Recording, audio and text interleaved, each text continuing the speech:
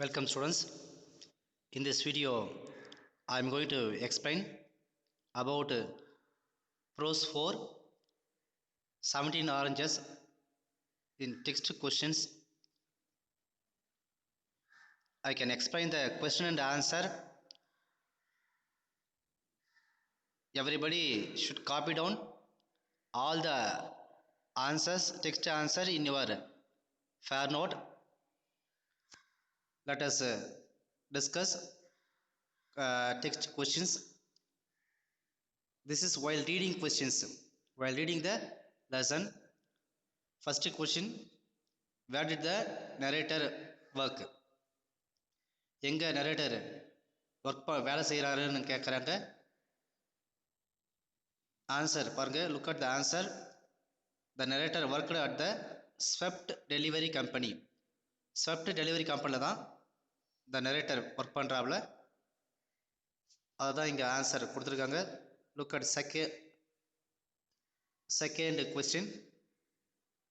What was the narrator's job in the docks? Second question, what was the narrator's job in the docks? Docks means port. துறைமுகத்தில் என்ன வேலை செய்கிறாரு narratorன்னு கேட்குறாங்க. The narrator's job was to drive a little pony and cart in the in and out. So அதில் டிரைவராக work பண்ணுறாப்புல little Fani காட்டில் அந்த அதில் குதிரை வண்டியில் டிரைவராக வேலை செய்கிறாரு அவர் நெரேட்டர். இந்த docks. Third question, what was Clem Jones carrying the box? Clem Jones அவர் கொண்டு வந்த பாக்ஸில் என்ன எடுத்து வந்தாருன்னு கேட்குறாங்க. என்ன வச்சுருந்தேன்? Clem Jones was carrying a cat in the box. அந்த பாக்ஸில் என்ன பண்ண கேட், ஷிப்ஸ் கேட் அப்படின்னு கொண்டு வந்தார். நம்ம லெசன் நடத்தும்போது கொடுத்துருப்போம். அந்த ஷிப்ஸ் கேட்ன்றது எதுக்கு யூஸ் ஆகுதுன்னு சொல்லிட்டு, ஷிப்பில் பயணிக்கும்பொழுது அந்த அதில் இருக்கக்கூடிய ரோப், ஒயர்ஸ் எல்லாமே மைஸ் எல்லாத்தையுமே கடித்து வீணாக்கி டேமேஜ் ஆகிக்கணும். அந்த டேமேஜ் இல்லாமல் பார்த்துக்கிறது தான் அந்த ஷிப்ஸ் கேட்டுடைய ஒர்க். அந்த ஷிப்ஸ் கேட்டை தான் பாக்ஸில் கொண்டு வந்தார் Kleem Jones. Fourth question, what happened when the box was opened? என்ன ஆச்சு அந்த பாக்ஸை திறக்கும் பொழுது? போலீஸ்மேன் திறக்கும். Answer, when the box was opened a ship's cat jumped out. எதுலேருந்து ஜம்ப் ஆயிடுச்சு? அந்த பாக்ஸ் வந்து வெளியில் வந்தது. and ran back to the docks. துறைமுகத்தை சுற்றி எங்கே பார்த்தாலும் ஓடிச்சுறாங்க. when the box was opened ships cat jumped out. Jumped அவுட்னா வெளியில் குதிக்குது. அந்த பாக்ஸ் விட்டு வெளியில் வந்து குதிக்குது. And ran back in to the docks. Docks means port. போர்ட்டை சுற்றி ஓடி வந்து சொல்கிறாங்க.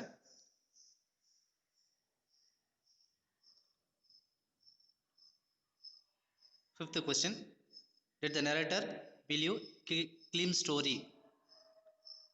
நம்பினாரா? பிலீவ்னா நம்பினார். கிளீம் ஸ்டோரி நம்பினார்னாக்கா yes. The narrator believed Clem story. நம்பினார். எஸ்ன்னு சொல்லுங்க. வராத நம்பினார். Fifth question, what was the narrator carrying in his pockets? என்ன கொண்டு வந்தார் பாக்கெட்டில்? The narrator was carrying 17 oranges in his pockets. அவருடைய பாக்கெட்டில் 17 ஆரஞ்சஸ் தான் கொண்டு வந்தார். ஹூ இஸ் போங்கோ? போங்கோன்றவர் யாருன்னு கேட்குறாங்க. போங்கோ இஸ் எ போலீஸ்மேன். அவர் ஒரு போலீஸ் அதிகாரி. ஓகே.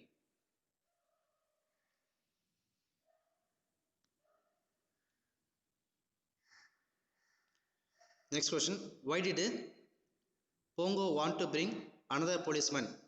ஏன் போங்கோ இன்னொரு போலீஸ்மேன் அழைச்சிட்டு வர போனார்? Pongo wanted to bring another policeman to get a witness for the case. நம் நெரேட்டர் வந்து he caught red handed, கைங்கலமாக பிடிப்பட்டார். அந்த 17 ஆரஞ்சஸை கொண்டு வரும்பொழுது அதுக்கு எவிடன்ஸ் தான், விட்னஸ் தான் தேவை. அதுக்காக தான் இன்னொரு போலீஸ்மேன் போங்க அழைச்சிட்டு வந்தார். What it the voice in the narrator head tell him to do? அவருடைய ஹெட் என்ன சொல்லிச்சு? நரேட்டருடைய வாய்ஸு என்ன சொல்லிச்சுன்னு கேட்டாக்க எல்லா ஆரஞ்சஸையும் சாப்பிட்டுடுன்னு சொல்லிச்சு. The voice in the head told him, டெல்லினுடைய பாசன்ஸ் told him to eat all the 17 oranges. எல்லா 17 ஆரஞ்சஸும் கம்ப்ளீட்டாக சாப்பிட்டு முடிச்சிடணும் அப்படின்னு சொல்லிட்டு அவருடைய வாய்ஸ் சொல்லி கேட்டு சொல்லிச்சு.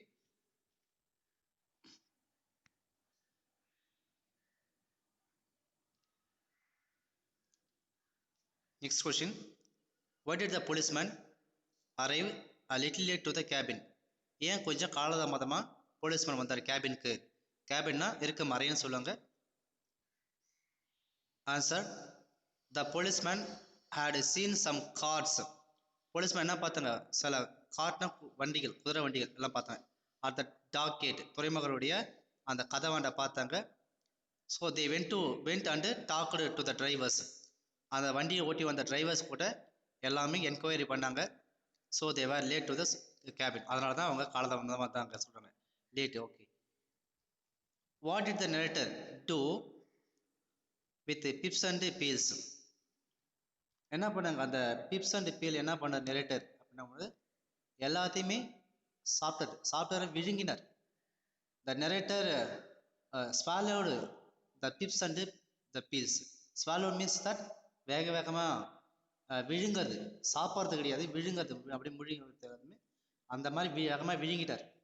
He swallowed the pips and peels. அந்த விதைகள், தோல் எல்லாத்தையுமே சாப்பிட்டு முடிச்சிட்டாரு.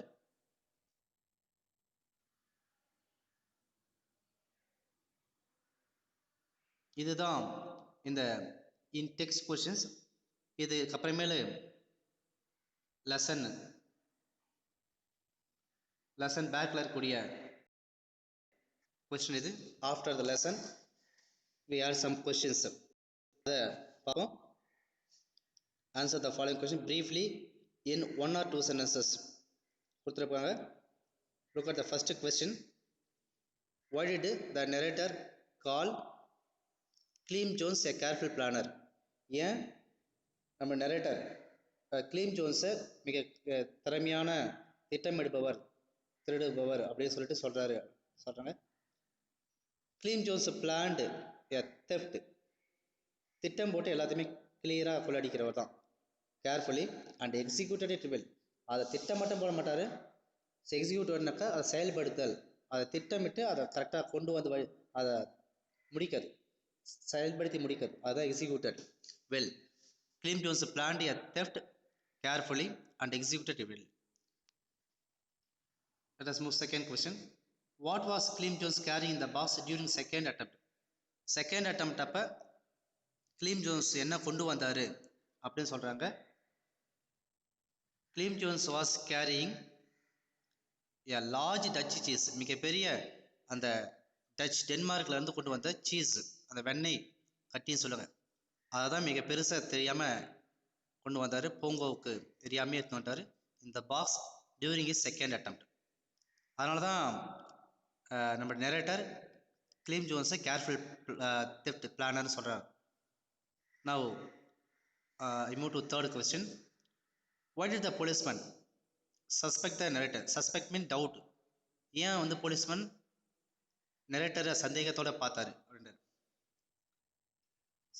சந்தேகப்பட்டார் அப்படிங்கிறாங்க. The policeman caught the narrator red handed. Red handed means கையும் களவுமாக, காட் வித் கரெக்ட் எவிடன்ஸ், கரெக்டாக பிடிக்கிறது. That's called red handed because the string of the narrator's apron. Apron means a protective garment அப்படி சொன்னாங்க. நம்ம மேலே போடக்கூடிய ஒரு அங்கி, அதாவது பாதுகாப்பு அங்கி, அதனுடைய ஸ்ட்ரிங்கு கட்டாயி போச்சு. So and apron broke and the cop noticed. Cop means police, notice means observe, அதை பார்க்குறது. that the narrator pockets were bulging. bulging means நம்ம பெருசாக நிறைய ஆரஞ்சு எடுத்து அது பெருசாக அந்த தெரிஞ்சு போச்சு. அங்கி இருந்தாக்க அந்த அளவுக்கு தெரிஞ்சிருக்காது, அங்கி இல்லாதால கிளியராக தெரிஞ்சிருக்கு. Now I would like to explain fourth question.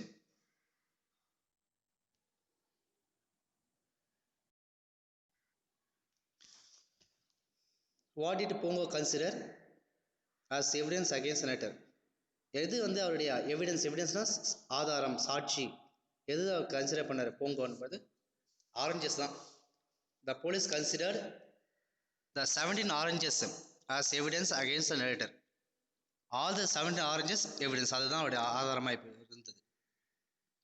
Fifth question, how did the narrator feel when he was alone in Pongo's cabin? எப்படி உணர்ந்தார், எப்படி ஃபீல் பண்ணார் போங்கோஸனுடைய கேபின் அந்த அறையில் இருக்கும் பொழுது? ரொம்ப சந்தோஷமாக ஃபீல் பண்ணல, ரொம்ப ரொம்ப பயந்தார். when the narrator was locked in the cabin, he lost hope in life and felt afraid that he would lose his job. ரொம்ப பயந்தார். அதே நேரத்தில் அவர் லைஃபே பாழாயிடுத்து, அவருடைய வேலையே பறிபோகும் அப்படின்னு சொல்லிட்டு ஃபீல் பண்ணார் narrator. Look at the sixth question. What did the narrator do to get rid of the evidence? என்ன பண்ண rid of evidence? எல்லாத்தையுமே சாப்பிட்டார். The narrator ate all the oranges to get rid of the evidence. narrator எல்லா ஆரஞ்சஸையும் அந்த எவிடன்ஸை பூராமே சாப்பிட்டார். Seventh question, what did Pongo do when he found no oranges on the table? Pongo என்ன செய்தார் டேபிளில் எந்த ஆரஞ்சஸும் இல்லாத பொழுது அப்படின்னா வாட் டிட் போங்கோ டூ அப்படின்னா போங்கோ என்ன செய்தார் when he found, எப்போ அவர் ஆரஞ்சஸ் இல்லைன்னு கண்டுபிடிச்சிறப்ப ரொம்ப கோவப்பட்டார். யார் மேலே? நரேட்டர் மேலே. Bongo looked everywhere for the oranges. எல்லா இடத்தையும் தேடினார், ஆனால் அந்த டேபிளில் வச்சு இந்த ஆரஞ்சஸ் கிடையாது, ஸ்மெல் மட்டும்தான் வந்தது. he looked in the narrator's pockets and in his apron. அப்ரான்னா அங்கி இப்படி சொல்லுவாங்க, a protective garment, அதுதான் affront. he became angry and shouted at the narrator. angry means mad, shouted கத்துறது, திட்டுறாரு. எங்கே போச்சு அதனுடைய எல்லா ஆரஞ்சஸ்ன்னு சொல்லிட்டு வேகமாக திட்டாரு. இதுதான் போங்கோனுடைய ரியாக்ஷன் இருந்தது. Look at the eighth question. Why were the policemen not able to bring any charges against the narrator? ஏன் போலீஸ்மேன் நம்ம நரேட்டர் மேலே எந்த விதமான சார்ஜும் எடுக்க முடியல அப்படின்னு கேட்கும்போது எவிடன்ஸ் இல்லாததால தான் எடுக்க முடியல. அதனால் போலீஸ்மேனால் as there was no evidence left against the narrator, எந்த விதமான ஆதாரமும் கிடையாது நம்மளுடைய நரேட்டருக்கு எதிராக. the policemen were not able to bring any charges against her. அதான் மெயினாகவே நோ எவிடன்ஸ் லெஃப்ட்னாக்க ரிமைன், மீதி எதுவுமே கிடையாது. ஸோ அதனால் சார்ஜஸ் எடுக்க முடியல. as there was no evidence left against the narrator. evidence means proofன்னு சொல்லுவாங்க, proof, PROOF, proof. so the policemen were not able to bring any charges against the narrator. அதனால தான் எடுக்க முடியல. question number 9, how did the narrator feel after eating 7 oranges? எப்படி உணர்ந்தார் 17 oranges சாப்பிட்ட பிறகு நம்முடைய நரேட்டர் பிகம் சிக், உடல்நலம் சரியில்லை அவருக்கு, அதுதான் ஃபீல் பண்ண மெயினாக. now I would like to explain the answer. the narrator felt sick means ill for a week, ஒரு வாரம். and the oranges kept working away in his stomach. ரொம்ப வயிற்று புறாமே ரொம்ப டேமேஜ் பண்ணிடுச்சு அந்த எல்லா ஆரஞ்சஸும். so 10th question, last short answer in the book. what happened to the narrator's love for oranges after the incident? what happened to the narrator's love for orange after the incident? விரும்பி சாப்பிட்டாரு பாருங்க நம்ம narrator, அதுக்கப்புறமேல என்ன ஆச்சு, என்ன நிகழ்ச்சி நடந்தது? he was never crazy for oranges. So அதுக்கப்புறமேலு ஆரஞ்சுன்றதை சாப்பிட்றத மேக்ஸிமம் அவர் அவாய்ட் பண்ணார். அதை பார்த்தாலே டிஸ்லைக், கிரேசி மீன்ஸ் ரொம்ப ஃபன்னியாகவே ஃபீல் பண்ணார் ஆரஞ்சஸை ஆஃப்டர் தட் இன்சிடென்ட். ரொம்ப ஃபன்னியாக இன்சிடென்ட் பண்ணார். So this is a short answer. Okay, next short answer extra question கேட்டாக்கா எப்படி நீங்கள் எழுதுவீங்க அப்படின்னு சொல்லிட்டு சும்மா செக் பண்ணுறாங்க. because if you understand you will able to write everything. நமக்கு அந்த டெக்ஸ்டுவல் கொஸ்டினே போதுமானது. இந்த கொஸ்டினை மட்டும் ஸ்டூடெண்ட்ஸ் ப்ரிப்பேர் பண்ணி இதை மட்டும் எழுதுங்க.